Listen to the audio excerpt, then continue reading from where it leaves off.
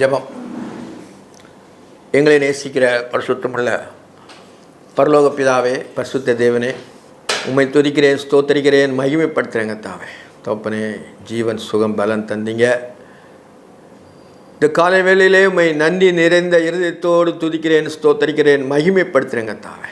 தேவரீர் பரிசுத்தர், பரிசுத்தர், பரிசுத்தரப்பா. எசப்பா, உமக்கு தோத்திரம். எங்களுக்காக நீர் ஆண்டவரே உண்மையே தந்தீரப்பா. நீர் ஜீவனுள்ள தேவன், நீர் இரக்கமுள்ள தேவன், நீர் அன்புள்ள தேவன் ஆண்டவரே. ஏசப்பா, உண்மை போல தேவன் யார் ஆண்டவரே உலகத்தில்? நீரே எங்கள் தஞ்சம், அடைக்கலம், கோட்டை, நம்பிக்கை, பலத்தை தருவோம். உமக்குள்ளே ஓடி நாங்கள் சுகமாக இருக்க கிருபை செய்யுங்கப்பா. இந்த வசனங்களை தியானிக்க இருக்கிறோம். ஆவியான தேவன் எங்களுக்கு ஒத்தையாசையாக இருந்து இந்த வசனத்தை எங்களுக்கு கற்றுத்தர வேண்டுமா ஜெபிக்கிறேன். என்னில் குறைகள் குற்றங்கள் உண்டு. நான் மாம்சம் புல்லுக்கோப்பாக இருக்கிற இந்த வாழ்க்கையில் என் தேவனை பற்றி அறிவை எங்களுக்கு தர வேண்டுமா ஜெபிக்கிறேங்க தாவே. ஹல்லேலூயா. தோத்திரம், தோத்திரம், தோத்திரம், கோடாக்கொடி தோத்திரம். இயேசு கிறிஸ்துவின் நாமத்தில் ஜெபங்களின் ஜீவனுள்ள பரமபிதாவே, ஆமேன். அன்பான ஜேடிகே மேர்களுக்கு இயேசு கிறிஸ்துவின் நாமத்தினாலே வாழ்த்தல் கூறுகிறேன். நம்ம கடந்த காலங்களிலே, அதாவது ஒவ்வொரு வாரமும் வெள்ளிக்கிழமை காலை 8லிருந்து 8:30 வரைக்கும் தேவனுடைய வசனங்களை நாம் கற்றுக்கொண்டு வருகிறோம். கடந்த காலங்களிலே நாம் நினச்சோன்னா ஆகமங்கள் 5 நம்ம எண்ணாகம், ஆதியாகவும், யாத்ராகவும், லேவியராகவும், எண்ணாகமத்துக்கு நம்ம வந்திருக்கிறோம். எண்ணாகமத்தில் நம்ம 30 அதிகாரம் முடிச்சிட்டோம். இப்போ 31 அதிகாரம் நம்ம தியானிக்க இருக்கிறோம். ஒவ்வொரு நாளைக்கும் ஒரு மெசேஜில் ஒவ்வொரு அதிகாரம் முடிச்சிடுறேன். நான் வேதத்தை விட்டு வெளியே போகிறதில்ல. கதை சொல்கிறதோ மற்றது இது சொல்கிறதோ தேவையில்லை. ஏன்னா எல்லாருமே இந்த காலத்தில் வேதத்தை அறிந்திருக்கிறாங்க. வேதம் அவங்களுடைய இதயத்தில் இருக்குது, அவங்களுடைய சிந்தனையில் இருக்குது. கர்த்தர் வச்சிருக்கிறாரு, எல்லாருக்குமே வச்சுருக்கிறாரு. சிறுவயதிலேருந்து பெரியவங்க வரைக்கும் தேவனுடைய வசனங்களும் இதயத்தில் இருக்கும். சொன்ன உடனே அது டக்குன்னு அது புரிஞ்சுக்கலாம்.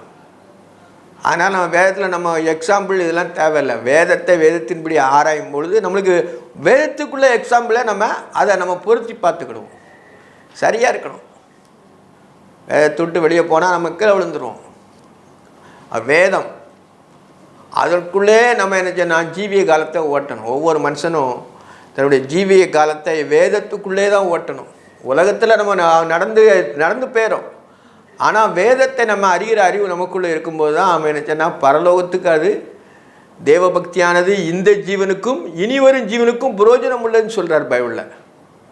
இனிவரும் ஜீவன் ஒன்று இருக்குதுன்னு சொல்லி பைபிளில் நம்ம அதை தான் பார்க்கணும். இனிவரும் ஜீவன், இந்த ஜீவனில் நம்ம எனக்கு சுவாசித்து கொண்டிருக்கோம். இனிவரும் ஜீவனில் நம்மளுக்கு சுவாசம் தேவையில்லை. ஆவியாக இருக்கிற தேவனை முகமுகமாய் கண்டு அவரோடு இருப்போம். அது புரோஜனப்படும் சொல்கிறார். இப்போ 31 அதிகாரத்தில் சில வசனங்களை வாசிக்கிறேன். கர்த்தர் மோசேயை நோக்கி, இஸ்ரவேல் புத்திர நிமித்தம் மீதியானிடத்தில் பழி வாங்குவாயாக, அவதன் பின்பு உன் ஜனத்தாரிடத்தில் சேர்க்கப்படுவாய் என்றார். அப்பொழுது மோசே ஜனங்களை நோக்கி, கர்த்தர் நிமித்தம் மீதியானிடத்தில் பழி வாங்கும் பொருட்டு உங்களில் அவர்கள் மேல் யுத்தத்துக்கு போகத்தக்க மனிதரை பிரித்தெடுங்கள். இஸ்ரவேலுடைய எல்லா கோத்திரங்களிலும் ஒவ்வொரு கோத்திரங்களிலும் 1000 பேரை யுத்தத்துக்கு அனுப்ப வேண்டும் என்றான். அப்படியே இஸ்ரவேல் அநேகம் ஆயிரங்கள் ஒவ்வொரு கோத்திரத்திலும் 1000 பேராக 12000 பேர் யுத்த சன்னதராய் நிறுத்தப்பட்டார்கள். மோசே அவர்களை ஆசாரியனாகிய எலியாசின் குமாரன் பினெகாசையும் யுத்தத்திற்கு அனுப்புகையில் அவன் கையிலே பரிசுத்த தட்டு முட்டுகளை தொனிக்கும் பூரியைகளையும் கொடுத்து அனுப்பினான். கர்த்தர் மோசேக்கு கட்டளையிட்டபடி அவன் மீதியானுடைய யுத்தம் பண்ணி புருஷரை யாவரையும் கொன்று போட்டார்கள். இதில் இப்போ தான் யுத்தத்தை ஸ்டார்ட் பண்ணுறாங்க. இவ்வளோ நாளும் அவங்க யுத்தத்தை ஸ்டார்ட் பண்ணலை. ஏன்னா அவங்க எங்கள் தேசத்து வழியாக போகக்கூடாதுன்னா சுற்றி வந்துடுறோம், பார்த்து சுற்றி வந்துட்டாங்க. திருப்பி பாளையத்துக்கு போகிறாங்க. கர்த்தரோடு தான் அவங்க முறையிட்டு கொண்டே வர்றாங்க. ஆண்டவரை 40 வருஷமாக அதனுடைய சவங்கள் எல்லாம் அந்த விழுன்னு சொன்னது விழுந்து முடி நிறைவேறிட்டு. அதனால் மோசே கூட நீ அங்கே போக முடியாது அப்படின்னு அவர் சொல்லிட்டார். அதான் இதில் எழுதுகிறார். எப்படின்னா, கர்த்தர் மோசேயை நோக்கி, நீ இஸ்ரவேல் புத்திர நிமித்தம் மீதியானிடத்தில் பழி வாங்க, அதன் பின்பு உன் ஜனத்தாரிடத்தில் சேர்க்கப்படுவாய் என்றான். அவர் முன்னக்கூட்டியே சொல்லிட்டார். நீ அவங்க யுத்தத்துக்கு போயிட்டு வந்த பிறகு நீ உன் ஜனத்தாரிடத்தில் சேர்க்கப்படுவாய், நீ இறந்து போவா. நீ என்ன சொன்னால் அந்த மலையில் போய் இறந்து போகிறான்னு சொல்லிட்டார். அப்போ வந்து அவனுடைய ஊழியத்தை அவன் நிறைவேற்றான். அந்த இஸ்ரவேல் ஜனங்களை வந்து அந்த அவங்க இந்த 20 வயதுக்கு உட்பட்டவங்க எல்லாருமே செத்து போனாங்க. யோசுவாவும் காலேப்பும் தவிர எல்லாருமே செத்து போனாங்க. இவங்க எல்லாமே வாலிப வயது, 40 வருஷத்துக்குள்ளே அவங்க வாலிப வயதில் அவங்க யுத்தத்துக்கு தயாராகிட்டாங்க. இவ்வளோ நாளும் அவங்க யுத்தத்துக்கு பண்ணாமல் ஆண்டவரே செய்துட்டு இருந்தார். ஆனாலும் யுத்தத்தை செய்த வச்சு இவர் தான் ஜெயிக்க வைக்கணும். அதனால் கர்த்தர் மேலே தான் அவங்களுக்கு முதல்ல விசுவாசம் இருக்கணும். அதனால் இவங்க என்ன செய்றாங்கன்னா, ஆண்டவர் சொல்லிட்டார், நீ கோத்திரத்துக்கு 1000 பேரை பிரித்திடுன்னு சொல்லிட்டார். எப்படி சொன்னால், அப்பொழுது மோசே ஜனங்களை நோக்கி, கர்த்தர் நிமித்தம் மீதியானிடத்தில் பழி வாங்கும் பொருட்டு உங்களில் அவர்கள் மேல் யுத்தத்திற்கு போகத்தக்க மனிதரை பிரித்தெடுங்கள். இஸ்ரவேலுடைய எல்லா கோத்திரங்களிலும் ஒவ்வொரு கோத்திரத்திலும் 1000 பேரை யுத்தத்துக்கு அனுப்ப வேண்டும். ஒவ்வொரு கோத்திரத்திலையும் 1000 பேர், 12 கோத்திரம், லேவி கோத்திரம் மாத்திரம் கிடையாது. அதுக்குள்ள மனாசே எப்ராஹிம் கோத்திரம் வந்துட்டு அதனால் அவங்களுக்கு யோசேப்புக்கு 2 கோத்திரம் கொடுத்தார். அந்த ரூபனுடைய கோத்திரம் வந்து அந்த பங்கில் அவங்களுக்கு போயிருது. தகப்பன் அவனுக்கு 2 சுதந்திரம் உண்டு, ஒரு சுதந்திரம் அங்கே போயிட்டுன்னு சொல்கிறாங்க. அதனால் அவங்க 2 கோத்திரம், எப்ராஹிம் மனாசே. லேவி கோத்து கர்த்தருக்குரியவர்கள், அவங்களுக்கு யுத்தத்துக்கு போகண்டாம். அவங்களுடைய கர்த்தருடைய ஊழியத்துக்கு முன்னால் நின்று அந்த யுத்த இதுக்கு முன்னாடி அவங்க என்னென்ன எக்கால ஊதுறதுக்கு போகணும். அதனால் சொல்கிறாரு, இஸ்ரவேலுடைய எல்லா கோத்திரங்களும் ஒவ்வொரு கோத்திரத்தையும் 1000 பேரை யுத்தத்துக்கு அனுப்ப வேண்டும் என்றான். அப்படியே இஸ்ரவேலராக அநேகம் ஆயிரங்கள் ஒவ்வொரு கோத்திரத்திலும் 1000 பேராக 12000 பேர் யுத்த ஜனதாய் நிறுத்தப்பட்டார்கள். 12000 பேர், 12000 பேர் யுத்தத்துக்கு ரெடி ஆகியாச்சு. எல்லாமே அவங்க முதல் சண்டை போடுறது மாதிரி முதல்ல அவங்க என்ன செய்யணும், யுத்தம் பண்ணி அதை பிடிக்க வேண்டியிருக்கு. மோசே அவர்களையும் ஆசாரியனாகிய எலியேசின் குமாரன் பினேகாசை யுத்தத்துக்கு அனுப்புகையில், எலியேசரின் குமாரன், அதாவது அந்த லேவி கோத்திரத்தில் எலியேசர், அவன் தான் அந்த என்ன செய்யனா அந்த எலியேசின் குமாரனாகிய பினேகாஸ், அந்த வயிற்றில் குத்தி போட்டான்ல, கஸ்பியை குத்துனாமல்ல, அவன் தான், அவனும் போகிறான், அவனையும் சேர்த்தான் யுத்தத்துக்கு அனுப்புகிறாங்க. அவன் குமாரன் பினேகாசையும் யுத்தத்துக்கு அனுப்புகையில் அவன் கையிலே பரிசுத்த தட்டுமுட்டுகளையும் தொனிக்கும் பூரியைகளையும் கொடுத்து அனுப்பினான். பரிசுத்த தட்டுமுட்டு, ஆசாரித்துவத்துக்கு பரிசுத்த தட்டுமுட்டு உண்டுல, அதெல்லாம் கொடுத்து போகிறாங்க. பூரியைகளை ஊதணும், எக்காலத்தை ஊதி தான் அவங்க போருக்கு போகணும். அதான் அது எழுதுகிறார், பரிசுத்த தட்டுமுகளையும் தொனிக்கும் பூரியைகளையும் கொடுத்து அனுப்பினான். எல்லாம் கொடுத்து அனுப்பிட்டான். ஏன்னா அவன் தான் ஃப்ரெண்டில் போனோம். பினேகாசு அந்த லேவி கோத்திரத்தில் பரிசுத்த தட்டுமுட்டைகளை கொண்டு அவன் எக்காலம் ஊதணும். அப்போ தான் ஜனங்கள் யுத்தத்துக்கு பயப்படாத போடுவாங்கன்னு சொல்லிட்டு அவன் போகிறான். கர்த்தர் மோசேயை கட்டளைப்படி அவன் மீதியானுடைய யுத்தம் பண்ணி புருஷர்கள் யாவரையும் கொன்று போட்டார்கள். ஒரே வசனத்தில் முடிஞ்சிட்டு பார்த்தீங்களா? எல்லாம் எழுதினாலும் அது ஒரே வசனத்தில் ஆண்டவர் முடிச்சிட்டார். எப்படி முடிச்சிட்டாரு? கர்த்தர் மோசேக்கு கட்டிட்டபடியே அவர்கள் மீதியானுடைய யுத்தம் பண்ணி புருஷர்கள் யாவரையும் கொன்று போட்டார்கள். மீதியானரிடம் எல்லாத்தையுமே. ஏன்னா மீதியானதுனால தான் அந்த வாதம் வந்துச்சு. இந்த ஸ்திரீகள் போய் அவங்கக்கிட்ட கலந்ததுனால வாதம் வந்துட்டு கர்த்தர் வாதி அனுப்பிட்டார். அதனால் அவங்களுக்கு பயங்கர கோபம் இருக்கும். ஏன்னா அப்படி வாதம் வந்ததுனால, தவறு செய்ததுனால தான் வாதம் வருது. அதை யார் பண்ணால் அவன் பிழையாம் பண்ணி விட்டு போனான். அந்த மாதிரி நீங்கள் பண்ணுங்கள், கர்த்தரே அவங்கள அடித்து போட்டுவான்னு சொல்லி தவறான ஒரு இதை சொல்லிட்டு போயிட்டான் கடைசியில். இப்போ அவனையும் ஆண்டவரை கொண்டு போட்டுத்தார். கர்த்தர் மோசேயை கட்டளைப்படியே அவர் மீதியானுடைய யுத்தம் பண்ணி புருஷர்கள் யாவரையும் கொன்று போட்டார்கள். அவர்களை கொண்டு போட்டதும் அன்றி, பார்த்தீங்களா, அவரை கொண்டு போட்டாலும் பரவாயில்ல, மீதியானின் 5 ராஜாக்களையும் ஏவி, ரேக்கேம், சூர், ஊர், ரேபா என்பவர்களையும் கொன்று போட்டார்கள். 5 ராஜாக்கள் மீதியானரில். பேயோரின் குமாரனாக பீலேயாமையும் பட்டயத்தினாலே கொண்டு போட்டார்கள். பீலேயாமும் க்ளோஸ், அவன் தான் தவறுதலாக சொன்னவன். அதனால் அவனையும் கொண்டு போட்டார். இதில் பார்க்கும்பொழுது என்னென்னா, மீதியானருக்கு வந்து என்னென்னா, அந்த பாலாக்கு அந்த பேரின் குமாரனாகிய பீலேயாம் அழைச்சி அவங்க சபிச்சா சபிக்கப்பட்டுன்னு சொன்னார். பாளையத்துக்கு புறம்பாய் கொண்டு காட்டுறாங்க. அவங்களோட அட்டுழித்தில் இவங்க பார்க்கும்பொழுது ஆண்டவர் அதை கூட அவங்களுக்கு மன்னிச்சிட்டாரு.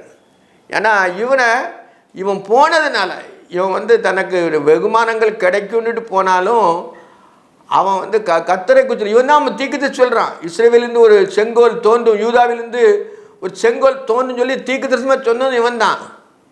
ஆனாலும் தவறுதலாக இஸ்ரவேல் மக்களை நடத்தினால அவனையும் கொண்டு போட்டாச்சு. எப்படின்னா, பேயோரின் குமாரனாகிய பீலேயாமையும் பட்டயத்தினாலே கொன்று போட்டார்கள். எல்லாத்தையும் பட்டயத்தினாலே கொண்டு போட்டாங்க. இவங்க யுத்தம் செஞ்ச பழகிட்டாங்க. ஏன்னா இவ்வளோ நாளும் 40 வருஷமாக அவங்க ஆண்டவருக்கு ஆராதனை இந்த மாதிரிலாம் அந்த ஆசரிப்பு கூடாரம் இதெல்லாம் சொல்லி ஆசரிக்கும் பொழுது இப்போ யுத்தம் பண்ணி அவங்கள பிடிக்கணும். அந்த மீதி இவங்க ஜனங்கள் வர, ஏன்னா இவங்களுக்கும் எதிராளிகளுக்கும் இவங்க நம்மளை சங்காரம் பண்ணிடுவான்னு முதலே தெரிஞ்சிட்டு, அதனால் இவங்களை சமாதானம் பண்ண முடியாது. அதனால் சமாதானம் பண்ணி இப்படி பண்ணிடலான்னு சொல்லி பாலாக்கு அனுப்புனான். ஆனால் ஆண்டவர் நினைச்சார்னா தூரப்பட்டார், சேரக்கூடாதுன்னு சொல்லி. ஏன்னா கானான் தேசம் கர்த்தர் இவங்களுக்கு கொடுத்த வாக்குத்தத்தின்படி உள்ள தேசம், அதனால் இவங்களுக்கு தான் உரிமை அது. அதனால் மொழி கொண்டு போட்டாங்க.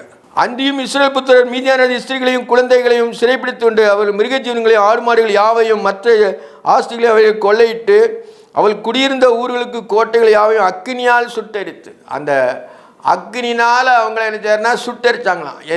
அந்த பிடிச்ச பட்டணங்களை பூரா சுட்டரிச்சிட்டாங்க. அவருடைய மிருக ஜீவங்களாகிய ஆடு மாடுகள் யாவையும் மற்ற ஆஸ்திகள் யாவையும் கொள்ளையிட்டு அவள் குடியிருந்த ஊர்களின் கோட்டைகள் யாவையும் அக்னினால் சுட்டரித்தார்கள். தங்கள் கொள்ளையிட்ட பொருட்களை தங்கள் பிடித்த நர ஜீவன்கள் மிருக ஜீவன்களை அனைத்தையும் சேர்த்து சிறைப்பிடிக்கப்பட்ட மனிதரையும் மிருகங்களையும் கொள்ளையிட்ட பொருள்களையும் எரிகோவின் அருகே உள்ள யோர்தானுக்கு இக்கரையிலே மோவாபின் சமமான வெளிகளிலே பாளையத்தில் இருந்த மோசனிடத்திலும் ஆசாரிடத்திலும் எலியாசிரிடத்திலும் இஸ்ரவேல் புத்திரர் சபை இடத்திலும் கொண்டு வந்தார்கள். அவங்க புருஷரை பூரா வெட்டிட்டாங்க. 5 ராஜாக்களையும் க்ளோஸ் பண்ணியாச்சு. அந்த பிலேயாமையும் க்ளோஸ் பண்ணிட்டு அவங்க என்ன செய்வாங்கன்னா எல்லா நர ஜீவன்களையும் மக்களையும் பிடிச்சிட்டு வராங்க. எலியாசிரிடத்திலும் இஸ்ரவேல் புத்திரராகிய சபை இடத்தில் கொண்டு வந்தார்கள். மோசேயும் ஆசாரியனாகிய எலியாசரும் சபையின் பிறர்கள் எல்லாரும் அவளை சந்திக்க பாளையத்துக்கு வெளியே புறப்பட்டு போனார்கள். பாளையத்தில் இருக்கிறவன் ஆசரிப்பு கூட அதில் சுற்றி இருக்கிற கோத்திரம் பூரா இவங்க தங்கியிருந்தவங்க பூரா அவங்கள எதிர்கொண்டு போகிறாங்க. ஏன்னா அவங்க எப்படி இவங்களை கொண்டு போட்டு பிடிச்சிட்டு வராங்கன்னு சொல்லிட்டு அவங்க வராங்க. அப்பொழுது மோசே யுத்தத்துக்கு வந்த ஜனங்கள் 1000 பேருக்கு தலைவர் 100 பேருக்கு தலைவருமாகிய சேனாதி மேல் கோபம் கொண்டு அவர்கள் நோக்கி, இஸ்ரவேல் எல்லாரையும் உயிரோடு விட்டீர்களா? பேயோரின் சங்கத்திலே பிலேயாமின் ஆலோசனையினாலே இஸ்ரவேல் புத்திரருக்கு கர்த்தருக்கு விரோதமாய் துரோகம் பண்ணின காரணமாக இருந்தவன். அவங்க எழுதுறான், இஸ்ரவேல் புத்திரருக்கு அந்த வாத வர்றதுக்கு காரணமாக இருந்த யார்? பிலேயாம். அதனால் இஸ்திரிகளை கொண்டு போடுங்கன்னு சொல்கிறான். சரி, கோபம் உண்டு. அவர் இஸ்திரிகள் எல்லாரையும் உயிரோடு விட்டுவிட்டீர்களா? பேயோரின் சங்கத்தில் பிலேயாமின் யோசனையினாலே இஸ்ரவேல் புத்திரருக்கு கர்த்தருக்கு விரோதமாய் துரோகம் பண்ணின காரணமாக இருந்தவர்கள் அவர்கள் தானே. ஆனால் கர்த்தரின் சபையில் வாதை நேரிட்டதே, கர்த்தரின் சபையிலே வாதை நேரிட்டதே, அதனால் எல்லாத்தையுமே கொன்றுங்க. அந்த புருஷயோகம் அறியாத ஸ்திரீகளை பூரா கொன்று போட்டுரு அப்படின்ட்டு சொல்கிறார். ஆகையால் குழந்தைகள் எல்லாரையும் ஆண் பிள்ளைகளையும் புருஷ யோகத்தை அறியாத எல்லா ஸ்திரீகளையும் கொன்று போடுங்கள். புருஷ யோகத்தை அறிந்த, அதாவது புருஷ யோகத்தை அறிந்த அவங்களுக்கு ஒரு 20 வயசுக்கு குறையா உள்ள ஸ்திரீகளை பூரா அந்த புருஷ யோகத்தை அறியாத ஸ்திரீகளை மட்டும் விட்டுட்டு மற்றவங்க எல்லாம் ஆண் மக்கள் யாருமே பட்டயத்தினாலே கொண்டு போடுங்கன்னு சொல்கிறான். அவள் குழந்தைகள் எல்லா ஆண் பிள்ளைகளையும் புருஷ யோகத்தை அறிந்த எல்லா ஸ்திரீகளையும் கொண்டு போடுங்கள். ஸ்திரீகளின் புருஷ யோகத்தை அறியாத எல்லா பெண் பிள்ளைகளையும் உங்களுக்காக உயிரோட வைங்கள். சின்ன பிள்ளைங்க, அந்த பெண் பிள்ளைங்க சின்ன பிள்ளைங்களை மட்டும் உயிரோட வைங்கன்னு சொல்கிறார். எதுக்கு சொல்கிறாரு? தனக்குடைய வீட்டுகளுக்கு வேலைக்கு, அவங்களுடைய வேலைக்கு, இவங்க புறஜாதி. ஆனாலும் அந்த பிள்ளைங்களை என்ன செய்கிறாங்கன்னா சிறு பிள்ளைகளை கொண்டு போடாண்டாம், பொட்டு பண்ணி பிள்ளை ஆண் மக்களை கொண்டுருங்க. ஏன்னா அவன் பின்னால் ஏதாவது வருவான், அதனால் அவங்களே கொண்டுருங்க. சிறு பிள்ளைகளை மட்டும் உங்களுக்கு வச்சுக்கொள்ளுங்க அப்படிங்கிற மாதிரி அவன் சொல்கிறான். இஸ்ரவேல் புருஷத்தை அறியாத எல்லா பெண் பிள்ளைகளையும் உங்களுக்காக உயிரோட வைங்கள், உங்களுக்காக உங்கள் வீட்டு வேலைக்காண்டி அவளை உயிரோட வைங்கள் அப்படின்னு சொல்கிறான். பின்பு நீங்கள் 7 நாள் பாளையத்துக்கு புறம்பே தங்குங்கள். நரஜீவன்களை கொண்டவர்களும் வெட்டுண்டவர்களையும் தொட்டவர்களாக நீங்கள் யாவரும் 3ஆம் நாளிலும் 7ஆம் நாளிலும் உங்கள் சிறையிருக்கப்பட்டவர்களை சுத்திகரித்து அந்தபடியே எல்லா வஸ்திரங்களையும் தோலால் செய்த கருவிகளையும் வெள்ளாட்டு மயிரினால் நெய்தவைகளையும் மரச்சாமான்களையும் சுத்திகரிக்க கிடவில்லை. அவங்க 7 நாள் நீங்கள் பாளையத்துக்கு உள்ளே வரக்கூடாது. ஏன்னா நீங்கள் என்ன செய்யுங்கன்னா நீங்கள் கொண்டு போட்டிருக்கீங்க, ரத்தம் சிந்திருக்கீங்க. அதனால் என்ன செய்யணும், பாளையத்துக்குள்ளே வரக்கூடாது அப்படின்னு சொல்லி மோசே சொல்கிறான். நீங்கள் 3ஆம் நாள் எங்களை சுத்திகரிச்சுக்கிடுங்க. 3ஆம் நாளிலும் 7ஆம் நாளிலும் உங்களால் சிறைபிடிக்கப்பட்டவர்களையும் சுத்திகரித்து, உங்களால் சிறைபிடிக்க பிள்ளைகளையும் நீங்கள் சுத்திகரித்து 3ஆம் நாள் 7ஆம் நாள் சுத்திகரிங்க. எல்லா வஸ்திரங்களிலும் தோலால் செய்த கருவிகளையும் வெள்ளாட்டு மயிரினால் நெய்தவைகளையும் மரச்சாமங்களையும் சுத்திகரிக்க கிடவில்லை. மரச்சாமம் எல்லாமே சுத்திகரிங்க. அது தண்ணீர்னால் அந்த தீட்டு அந்த புறஜாதி தீட்டுள்ளவங்க பூராமே இஸ்ரவேல் கோத்திரத்துக்கு ஆகாது. அதனால் அவங்கள எல்லாமே நீங்கள் சுத்திகரிச்சிருங்கன்னு சொல்லிட்டார். அவங்களுடைய தோல் கருவிகள் எல்லாமே என்ன செய்யணும்னா தண்ணீர்னால் நீங்கள் 3ஆம் நாளும் 7ஆம் நாளும் சுத்திகரிங்கள், வஸ்திரத்தை துவைச்சி சுத்திகரிங்கள்ங்கிறார். ஆசாரியனாகிய எலியேசர் யுத்தத்திற்கு போய் வந்த படை வீரரை நோக்கி, கர்த்தர் மோசேக்கு கட்டளையிட்ட விதிப்பிரமாணம் என்னவென்றால், அக்கினிக்கு நிற்கத்தக்க பொன், வெள்ளி, வெண்கலம், இரும்பு, தகரம், ஈயம் இவை எல்லாம் சுத்தமாக்கும்படி அவை அக்கினியிலே போட்டு இருக்க கிடைவீர்கள். அந்த அக்கினினால் நீங்கள் அதை சோதிங்க. ஏன்னா அந்த இரும்பு, பொண்ணு, தகரம் இது எல்லாமே ஈயம் இவைகள் எல்லாம் சுத்தமாக முடியும். ஒன்றுமே அங்குள்ள இது வரக்கூடாது. சில பொருள்கள்லாம் வீட்டில் வாங்கும்போது நம்ம பழைய பொருளோ மற்ற பொருளோ வீட்டில் வாங்கும்போது என்ன அதை நம்ம தீட்டு அடுத்தவங்களுக்கு சாமான் நம்மளுக்கு ஆகாது. இது என்ன தூர போட்டுருவாங்க. சில நமக்கு ஆகுன்னு நினச்சாலும் அது நினச்சேன்னா 10 நாள் 15 நாள் வேலையில் தூர போடணும். தூர போட்டு பிறகு தான் நம்ம எடுத்துக்கிடணும். அதில் அவங்களுடைய தீட்டு அதில் இருக்கும். அதனால் நம்மளுக்கு கர்த்தருடைய பிள்ளைகளுக்கு அந்த பழைய இதே ஆகாது, எல்லாமே புதுசு தான்.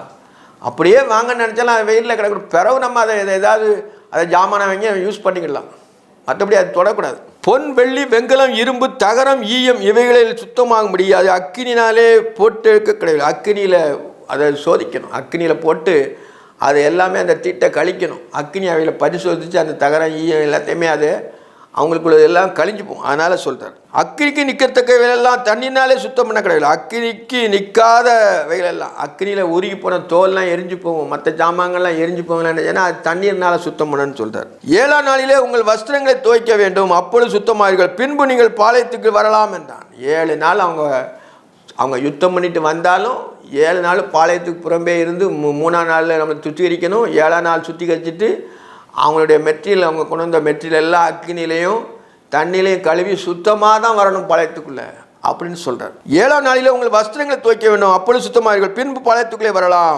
கர்த்தர் மோசேயை நோக்கி, பிடித்து கொண்டு வரப்பட்ட மனிதரையும் மிருகங்களையும் நீயும் ஆசாரியன் எலியேசரும் சபையினிடத்தில் பிதாக்கள் தலைவரும் தொகையை பார்த்து கொள்ளையிடப்பட்டதை 2 பங்காக பங்கிட்டு யுத்தத்திற்கு படையெடுக்கு போனவர்களுக்கு சபை அனைத்திற்கு கொடுங்கள். அவங்க யுத்தத்துக்கு போய் போனவங்களுக்கும் சபை அனைத்திற்கும் 2 பங்காக பிரித்து அது கொடுக்க சொல்லிட்டாங்க. கொள்ளையிட்ட பொருட்களை கொடுங்கள்.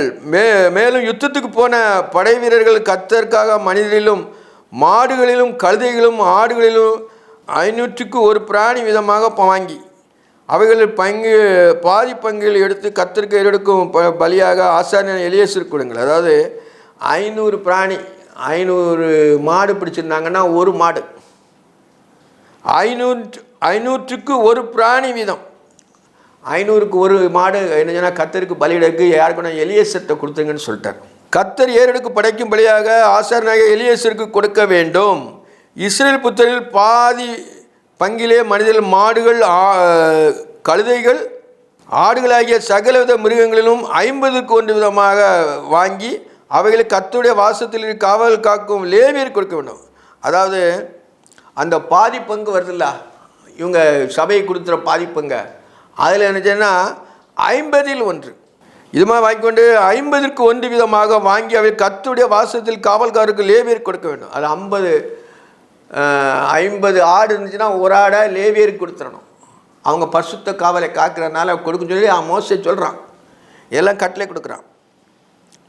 இஸ்ரேல் புத்தர் பாதியில் ஒரு மனிதனும் ஆடு மாடுகளையும் சகலவித மிருகங்களும் 50ல் 1 விதமாக வாங்கி அவை கர்த்தருடைய வாசலத்தில் காவல் காக்க லேவியருக்கு கொடுக்க வேண்டும் என்றான். கர்த்தர் மோசேக்கு கட்டளைப்பட்டபடியே மோசேயும் ஆசாரியன் எலியேசரும் செய்தார்கள். மோசேயும் ஆசாரியன் எலியேசரும் செய்தார்கள். கர்த்தர் மோசே இதெல்லாம் ஆண்டவர் தான் சொல்கிறார், இப்படியெல்லாம் செய்யணும்னு சொல்கிறார். ஏன்னா ஒரு நடைமுறை இது ஆண்டவருக்கு இதெல்லாம் பெரிய காரியமா? ஒன்றும் பெரிய காரியம் இல்லை. அவர் சொல்ல ஆகும் கட்டளை இருக்கும். அதே தேவை நீங்கள் இப்படி இருந்தாலும் இந்த மாதிரி செய்யணுங்கிறத அவங்களுக்கு சொல்கிறார். படை வீரர் கொள்ளையிட்ட பொருட்களிலும் 6,75,000 ஆடுகளும் 70,000 மாடுகளும் 61,000 கழுதைகளும் மீதியாயிருந்தது. புருஷ யோகத்தை அறியாத இஸ்திரிகள் 37,000 பேர் இருந்தால், புருஷ சின்ன பிள்ளைங்க, பொம்பளை பிள்ளைங்க, சின்ன பிள்ளைங்க 31,000 பேர் இருந்தாங்களாம். யுத்தம் செய்த போனவர்களுக்கு கிடைத்த பாதி பங்கின் தொகையாவது, அது எல்லாமே ஆண்டவர் அந்த நேர்த்தியாக சொல்கிறாரு. இது எல்லாமே நமக்கு தேவையா புதிய ஏற்பாட்டு காலத்தில் இருந்தாலும் தெரிஞ்சுக்கணும். பழைய ஏற்பாட்டில் அவங்க சிறு கூட்டமாக இருந்து இவ்வளோ சன்னதியாகி அவங்களுடைய சந்ததி பெருகிட்டே போகுது, ஒன்று இறந்துக்கிட்டே போகும், பெருகிட்டே. இப்போ அதே சந்தி தான் இருக்குது, இப்போ அதே சந்தி தான் இருக்குது. நம்ம அறிஞ்சிக்கிடுறோம், அது நம்ம நம்மளை ஒன்றும் முறைச்ச சேர்க்காது. இப்போ அறிகிற அறிவு, தேவன் அறிகிற அறிவு தான் இப்போ நம்ம நினச்சோன்னா நித்தியத்துக்கு கொண்டு சேர்க்கும். ஆனாலும் நம்ம வேதத்தில் இதெல்லாம் நம்ம நினச்சோன்னா அறிஞ்சிக்கிடணும். அதுதான் ஆண்டவர் எழுதி வச்சிருக்கிறார். புருஷ யோகத்தை அறியாத ஸ்திரீகள் 37,000 பேர் இருந்தார்கள். யுத்தம் செய்ய போனவர்களுக்கு கிடைத்த பாதி பங்கின் தொகையாவது ஆடுகள் 3,37,000 பேர். அது பாதி பங்கு ஆடுகளில் இவ்வளோ இருந்துச்சுன்னு 37,000 பேர். 3 லட்சத்து, அதாவது ஆடுகளில் 3,37,500. இந்த ஆடுகளிலே கர்த்தருக்கு பகுதியாக வந்தது 675. பார்த்தீங்களா, ஆசாரியனுக்கு பலியிடுவதற்காண்டி 675 ஆடு வந்துட்டு. மாடுகளில் 30,000 அவைகள் கர்த்தருக்கு பகுதியாக வந்தது 72. கழுதைகள் 30,500 அவைகள் கர்த்தருக்கு பகுதியாக வந்தது 69. நரஜீவன்கள் 11,000 பேர். நரஜீவன்கள் 11,000 பேர். நரஜீவன்கள்னால் அந்த ஸ்திரீகள். அவைகள் கர்த்தருக்கு பகுதியாக வந்தது 32 பேர். கர்த்தருக்கு படைப்புகள் வந்த பகுதியை மோசே கர்த்தர் கட்டிட்டபடி ஆசாரியன் எலியாசிற்கு கொடுத்தானுங்கள். யுத்தம் பண்ண போனவர்களுக்கு இஸ்ரவேல் புத்திரருக்கு மோசே பாதி பாதியாக பங்கிட்டபடியே சபையினத்திற்கு வந்த பாதி பங்காவது ஆடுகளில் 3,30,500, மாடுகளில் 36,000, கழுதைகளில் 30,500, நரஜீவன்கள் 16,000 பேருமே. இஸ்ரவேல் புத்திரர் பாதி பங்கில் வந்த மிருகங்களிலும் மோசே 50க்கு 1 விதமாக எடுத்தவை கர்த்தருடைய கட்டளைப்படியே கர்த்தருடைய வாசத்தில் காவல் காக்கும் லேவியருக்கு கொடுத்தான். லேவியருக்கும் ஒரு பங்கை கொடுத்தாச்சு. ஏன்னா கர்த்தருடைய காவல், அவங்க பசு தலத்துக்குள்ள இருந்துச்சுன்னா கர்த்தருடைய காவலை காக்கணும். அதனால் அவங்களுக்கும் அந்த பங்கை கொடுத்துட்டான். இவங்களுடைய வேலை என்னவென்னா, இஸ்ரவேலுடைய ஜனங்களுடைய வேலை ஆடு மாடுகள் மேய்க்கிறது. அவங்களுடைய அதில் தான் அவங்களுக்கு வியாபாரம். இந்த காலம் மாதிரி படிப்பு அந்த வேலைலாம் கிடையாது. இது காயினுடைய இது வந்தது. அதனால் அந்த காலத்தில் ஆடு மாடுகள் மேய்க்கிறது, கடவுளுக்கு ஊழியஞ்சுறது, கடவுளை நம்ம தொழுது கொள்வது, பலியிடுறது தான் அவங்க அதில் தான் ஐக்கியமாக இருந்தாங்க. வர வர நாள் போக போக மாறி மாறி இஸ்ரவேல் ஜனங்க கொஞ்சம் கொஞ்சமாக அந்த பிரஜாயனுடைய இதை கற்றுக்கொண்டு அதிலே மேன்மை ஆகிட்டாங்க. இவங்களுக்கு சண்டை போட தெரியாது, ஆனாலும் ஆண்டவர் சண்டை கண்டால் பயந்துருவாங்க. ஆனாலும் ஆண்டவர் அவங்களுக்கு தைரியத்தை கொடுத்து இப்படிலாம் பண்ணணும். ஏன்னா எதிராளி செய்யும்பொழுது அவங்க கற்றுக்கிடுவான், லேசாக கற்றுக்கிடுவான். அதனால் இவங்க எல்லாமே கற்றுக்கிட்டு என்ன யுத்த ஜனராகி எல்லாருமே அந்த ராஜாக்கள் பூரா கொண்டு போட்டாங்க. பின்பு 1000 பேருக்கு தலைவரும் 100 பேருக்கு தலைவருமான சேனாதிபதி மோசே இடத்துல வந்து, உங்களுடைய ஊழியக்காரரை நாங்கள் எங்கள் கையின் கீழிருந்த யுத்த மனிதர்கள் தொகையை பார்த்தோம், அவர்களுக்கு தொகைக்குள்ளே ஒரு ஆளும் குறையவில்லை. பார்த்தீங்களா, இவங்க யுத்தத்துக்கு கோத்திரத்துக்கு 1000 பேர் பண்ணாங்க, 12,000 பேர் போனாங்க, ஒருவர் கூட சாகலை, ஒருவர் கூட குறையலைன்னு சொல்கிறார். எப்படின்னா, ஊழியக்காரே நாங்கள் எங்கள் கைகளின் கீழ் இருக்கிற யுத்த மனிதரின் தொகையை பார்த்தோம், அவர்களுக்குள்ளே ஒரு ஆளும் குறையவில்லை, ஒரு ஆள் கூட அங்கே சாகலை. யுத்தத்தில் எல்லாருமே வெற்றி செய்கிறது யார்? தேவன் தான் நடத்துகிறார். இவங்க ஒரு கருவி தான். ஆனால் ஆண்டவர் அவங்கள முறியடித்து அவங்களுடைய எல்லா மிருகச்சீவனங்களையும் எல்லாமே இவங்களுக்கு சுதந்திரமாய் கொடுக்கிறார். அதை தீட்டு கழித்து அவனுடைய எல்லாமே சுதந்திரமாக கொடுக்குறார். ஒரு ஆளும் குறையலன்னு போட்டு பார்த்தீங்களா? தொகையை பார்த்தோம், அவர்களுக்குள்ளே ஒரு ஆளும் குறையவில்லை. ஆகையால் கர்த்தருடைய சந்நிதியில் எங்கள் ஆத்துமாக்களாக பாவம் செய்யும் பொருட்டு எங்களுக்கு கிடைத்த பணிகளாகிய பாத சரசங்களையும் அஷ்டகடங்களையும் மோதிரங்களையும் காய்கனிகளையும் காப்புகளையும் கர்த்தருக்கு காணிக்கையாக கொண்டு வந்தோம். நாங்கள் பார்த்தீங்களா, நாங்கள் ஒரு ஆள் கூட சாயலை. ஆனாலும் அவங்க எதிராளி சாவுற ஆள்களுக்குள்ளே போட்டிருந்த என்ன செய்யன்னா, பொற்பணிகளாகிய பாதரசங்களையும் பாத சரகங்களையும் அஷ்டக்கடக்கங்களையும் மோதிரங்களையும் காதணிகளையும் காப்புகளையும் கர்த்தருக்கு காணிக்கையாக கொண்டு வந்தோம். அவங்களும் அவங்க 12,000 பேரும் அவங்கள பட்டயத்தினால் வெட்டும்போது அவங்களுடைய எல்லாமே எடுத்துக்கிட்டாங்க. யாருக்கு? கர்த்தருக்கு காணிக்கையை கொண்டு வந்தோன்னு சொல்கிறாங்க. இல்லை, கர்த்தருக்கு காணிக்கையாக கொண்டு வந்தோம் என்றார்கள். அப்பொழுது மோசே ஆசாரியன் எலியாசாரும் சகல வேலைப்பாடான பனித்திரளான அந்த பொன் ஆபரணங்களை அவரிடத்தில் வாங்கினார்கள்.